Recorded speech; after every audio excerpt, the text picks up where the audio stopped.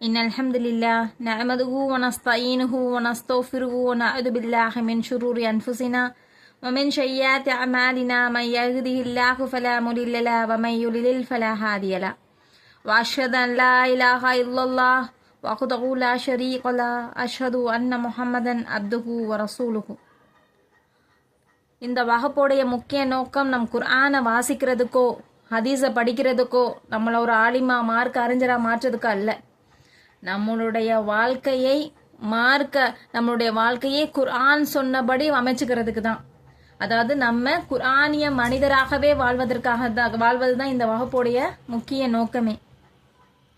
நபி ஸல்லல்லாஹு அலைஹி வஸல்லம் அவர்களை பற்றி ஆயிஷா அலி அவர்களிடம் கேட்கப்படும் பொழுது ரசூலுல்லாவுடைய வாழ்க்கை எவ்வாறு இருந்ததுன்னு கேட்கும்போது ஆயிஷா அலி சொல்றாங்க, ரசூலுல்லாவுடைய வாழ்க்கை குர்ஆனாகவே இருந்தது அப்படின்னு சொல்லி ஆயிஷா அலி பதிலளிக்கிறாங்க. அப்படின்னா எப்படி?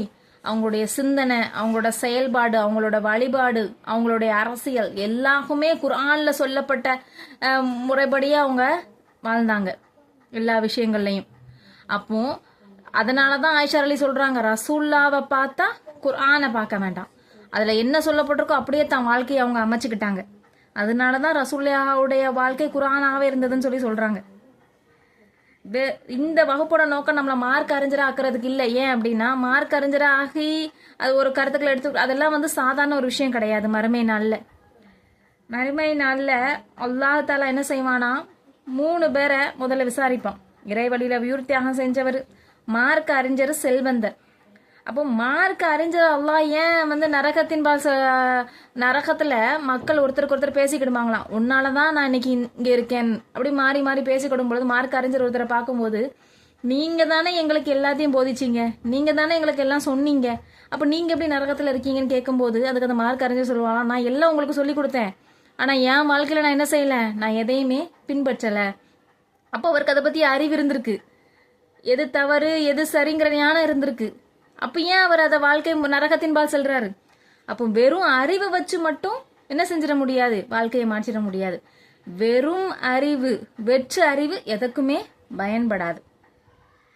அல் ஜும்மால 62வது அத்தியாயத்துல 5வது வசனம், யூதர்களுக்கு தௌராத் வேதத்தை அல்லாஹ் கொடுத்தான். ஆனா யூதர்களுக்கு அதை பத்தி எல்லா ஞானமும் இருக்கு, ஏன்னா அவங்க வாழ்க்கையில அதை பின்பற்றல. அதனாலதான் அல்லாஹ் என்ன செய்யறான், அவங்கள ஒரு கழுதைக்கு ஒப்பா சொல்றான், ஏடுகளை சுமக்கின்ற ஒரு கழுதை போல. அதாவது அறிவு இருந்து என்னத்துக்கு, வெறும் அறிவு என்ன செய்யாது, எதுக்குமே பயன்படாது. அதனால நாம் குர்ஆன்ல சொல்லப்பட்ட விஷயங்களா நம்ம வாழ்க்கையை அமைச்சு நமக்கும் குர்ஆன்ல சொல்லப்பட்ட விஷயத்துக்கும் இந்த வகுப்புல சொன்னபடியே, உஸ்தாத் சொன்னபடியே நம்மளை பார்த்தா குர்ஆனை பார்க்க வேண்டாம்ப்பா அப்படிங்கிற மாதிரி நம்மளுடைய வாழ்க்கை முறையை நம்ம அமைச்சுக்கிடணும்